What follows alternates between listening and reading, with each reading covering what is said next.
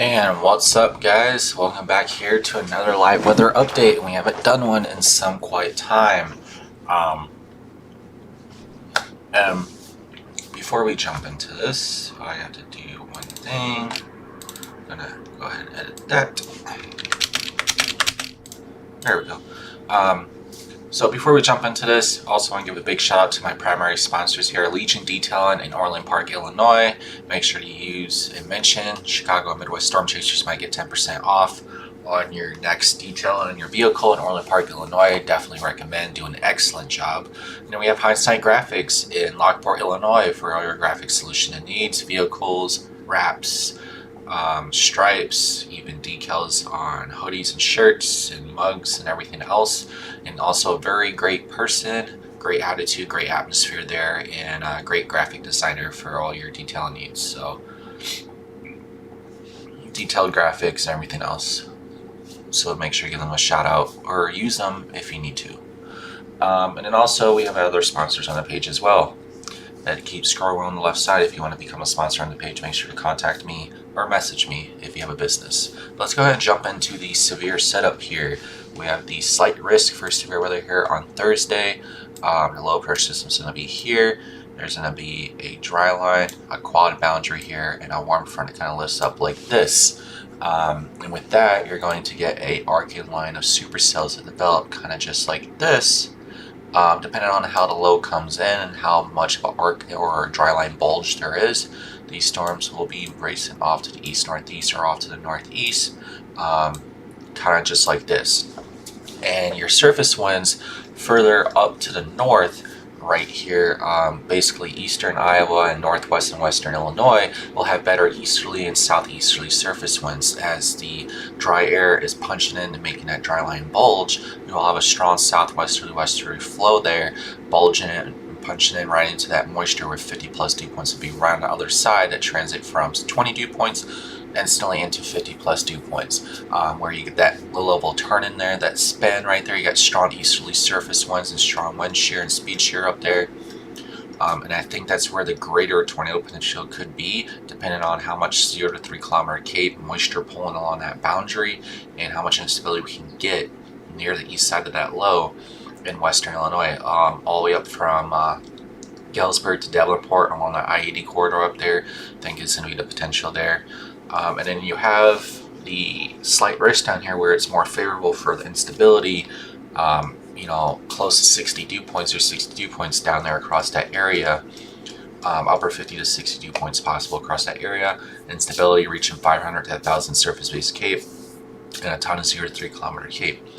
Now those are two areas to chase, or two areas to watch for possible tornadoes. You have the target area 2, and you get target area 1. In target area 1, I think this area right here is going to have, the chance of seeing some landspout cold core tornado action there. Even if the moisture doesn't make it to 50 plus dew points, a 48, 49 dew point I've seen a tornado on. That's the one we kind of got the Wedge, Iowa tornado. That was west of Iowa City, I believe, a couple years ago. Got that on drone. Developed right there where the dew point hit 49, and instability was right there. And he had a nice photograph. It touched down for about maybe 2 to 10 minutes at tops, and then lifted. It was done. But you still squeezed out that tornado with that moisture, fully condensated to the ground, started lifting a little bit, hovering, and then fully condensated it down.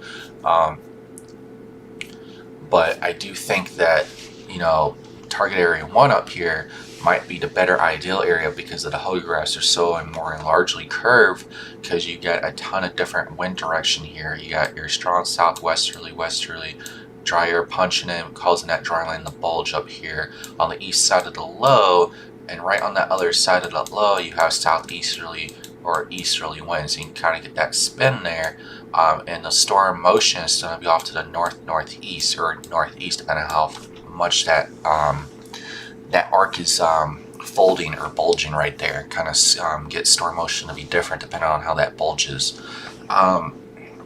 So kind of just going back and forth between both target areas, I would say, where the better tornado potential is probably going to be. But I'm leaning towards this underdog location up here along the I-80 corridor from Bloomington to Peoria to Galesburg. Burlington up to Devonport, because many times I've chased the 60 dew point air mass down here in the slight risk when you had an arcing line of supercells like this, right? And the low pressure systems here, and you had a quad boundary. It was a couple years ago as well in southeast Iowa. I believe that was the day of the New London, Iowa tornado. We had to wait all day. Supercells were not doing what they're supposed to in the high dew point area, and the Cape, everything was there, right? We still couldn't even get a decent tornado. Our tornado squeezed out the last second. New London, Iowa, crossed into Illinois. Had a couple spin ups, great. But all day while we were down there across southeast Iowa for the New London, Iowa tornado, they, I believe there's a couple other chasers on the west side of Des Moines or eastern Nebraska got cold core tornadoes, non-stop, close range, beautiful photogenic cold core tornadoes, and everything was there for a cold core setup. But the cold core event overperformed, overachiever, definitely. And the environment that had all the dew points, the moisture, instability, the kinetics, everything, the shear, everything was there, and places still couldn't get a tornado because the winds were too veered, being pushed along the front. There was capping issues, not enough instability, but cold core setup, you got stronger and largely curved photographs near the low for the cold core setup, and an overperform.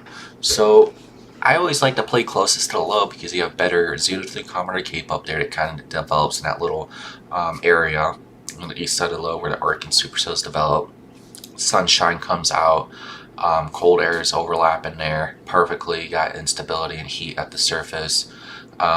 Everything's coming together at play, so you just got to make the decision. Do you want to risk it and play on the east side of the low, or you can guarantee yourself a tornado if the moisture and instability is there, or do you play down here where the winds are being pushed west, southwest, westerlies along, pushed along the front, and if those storms don't detach or develop way out ahead of the front, you're going to have problems with those storms rotating across southern Illinois and southern Indiana on Thursday. So this is just back and forth thing, depending on where the best dynamics are going to set up, where the moisture and stability is going to set up, storm motion, and how much of this dryline bulge is going to happen. Because if we go through all the forecast models here, let's see here.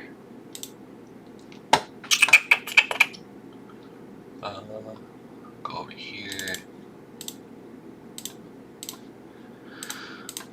So here's the RFS model, and just to have a better idea visual of how it really does look like here, so we'll back out of here.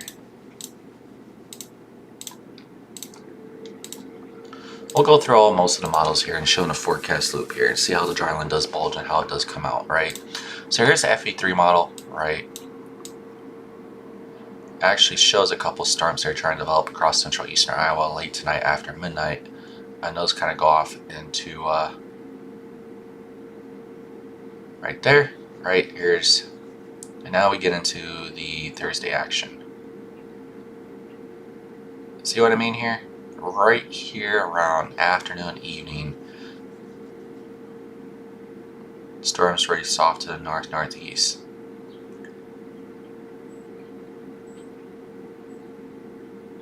See how closest to low here, you got this quad boundary, you got the lifting, arcing, warm front, and super associated dryline down here.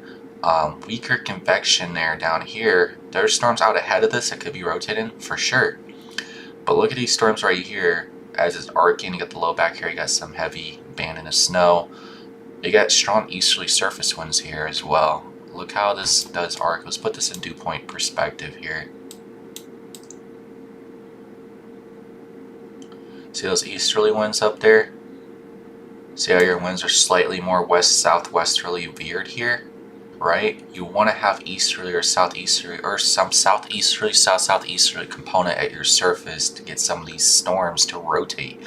If the winds are west-southwesterly, it might rotate over time, but it's not to be sustained and it won't be developing up quick because it'll take time. See those winds up there are southeasterly, easterly surface winds. Then we go over here and check out the possible rotational tracks here. Look at your rotational tracks here. You got a really bright color here across southern southeast Iowa. Not Iowa, Wisconsin. So they really start to rotate here across northern or northeast Illinois along that arc. You got some over there in Indiana as well. But, you know, it all comes down to the most area that has the better turning in the environment for those storms to rotate. Then we go over to the RFS model.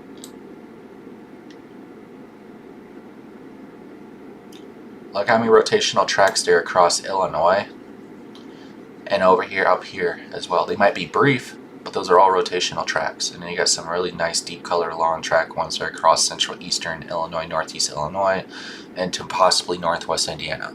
But all the rotational tracks all the way up from the low, you can see where the quad boundary is. And the RFS, you know, is very aggressive right now, so we don't know if that's going to be the play either. You might have to wait for the hard model to get into. But look how the low folds there and just like cranks. It really cranks up there. But look at those southeasterly, easterly wind component there. How the winds down here are just southwesterly or just straight southerly surface winds. These winds up here will be more turning.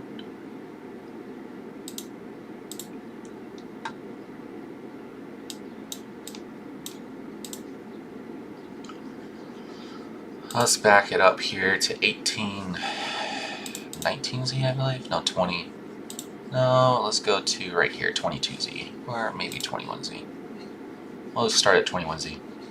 Right here along the front, you got 700 millibar wind, so you got straight southerly, almost southeasterlies coming up here ahead of right here along that hugging, arcing front there. It pushes off to the north. You get your 850 millibar winds here.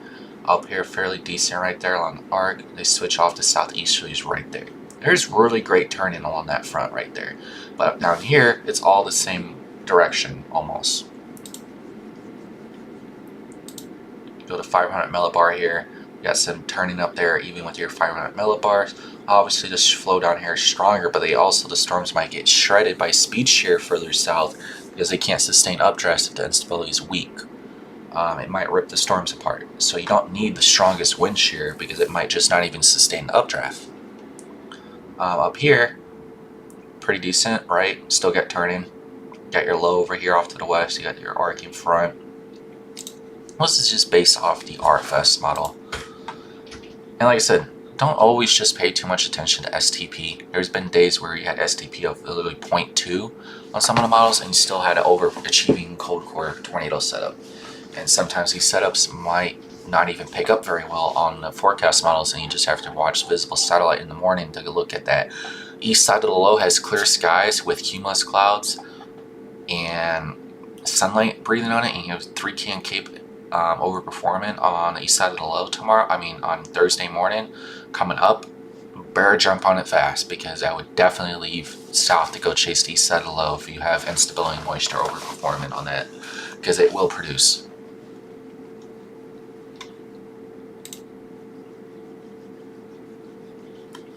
See, photograph here, it's a small curve, but I mean, look at your turning in height. Look at your wind shear. Instability on that's 1500. No sin. LCL height's 1000, but I expect them to be a little bit lower because it's, you know, depends on the boundary, south of the boundary, north of the boundary, on the boundary. But that's a pretty nice photograph there, right there on that arcing line coming up, and that's only on the lowest of the STP right there. You get a about 70 temperature with a 55 dew point. Typical cold core tornado, right? If it could actually happen in this environment. Now we click one right over here in eastern Iowa, closest to the low. A little bit more sluggish, a little bit VBV there. And we click down here across southeast Illinois. See the difference here in these photographs? There's curvature there. You definitely have curvature there. Cape's 1700, LCL is a little bit lower to 500, right? But we go back over here. Look at the surface winds here and the low level winds, and look at the turning versus the other photograph. And then you want to watch the storms across out ahead of that front across southern Indiana that also have better turning too as well.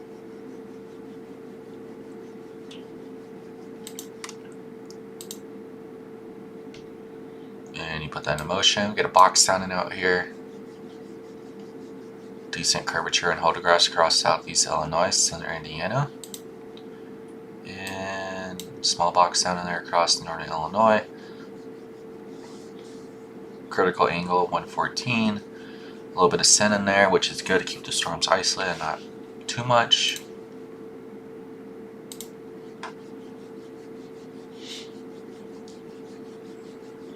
As a decent photograph too as well. A lot of sun.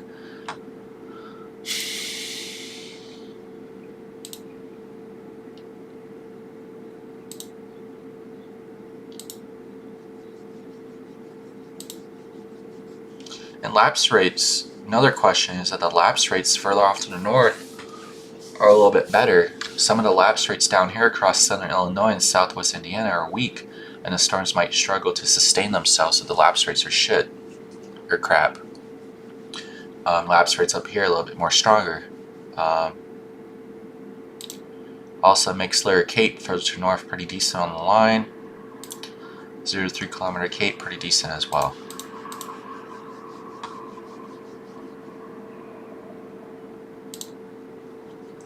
And that's your Cape. Look at the holograph difference further to the north. Right on that line, look at the holograph difference right up there. That is a nasty holograph right there.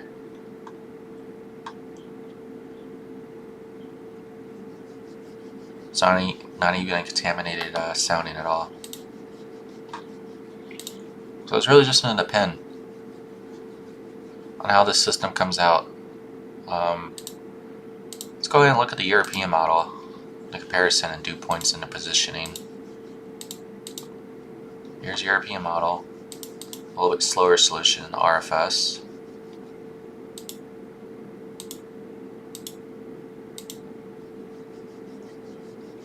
But you see further north, even with that dryline bulge, right, you got some southeasterly, southerly surface winds down there, or right there. So it all depends on how that bulge develops and the positioning of the fronts, and how much moisture we can squeeze further north.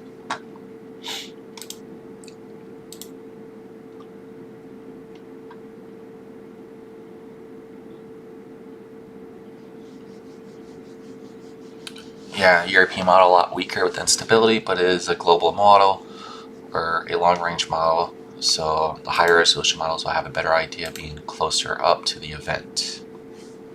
Now the HER model only goes out to 12Z.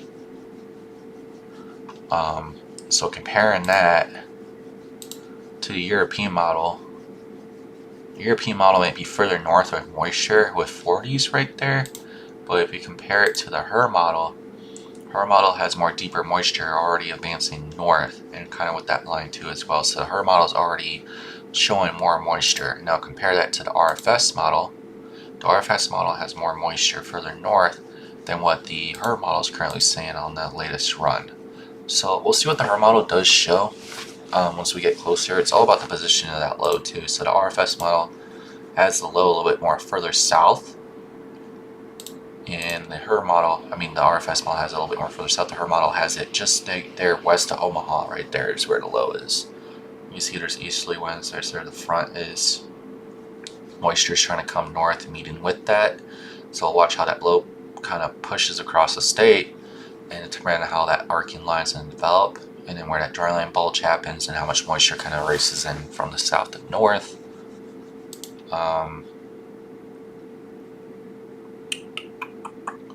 And then also want to check out the NDFD on temperature wise going into Thursday.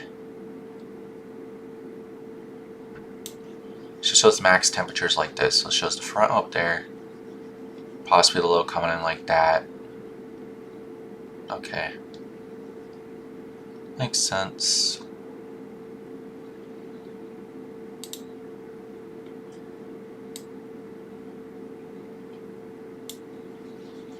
And then the NPM,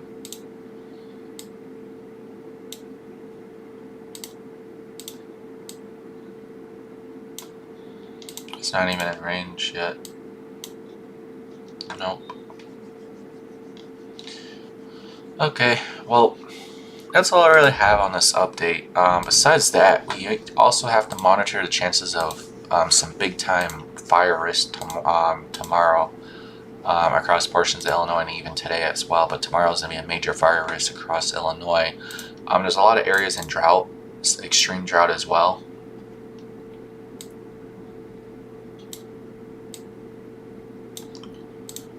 So you got to watch these areas like right here across portions of Champaign to Decatur to Bloomington, Illinois.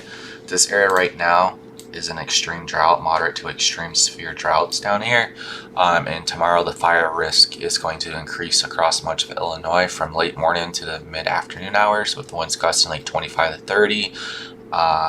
Temperatures rising into the 70s across some areas, or upper 60s, and your moisture is going to be down. Dew points will be in like the teens to like single digits.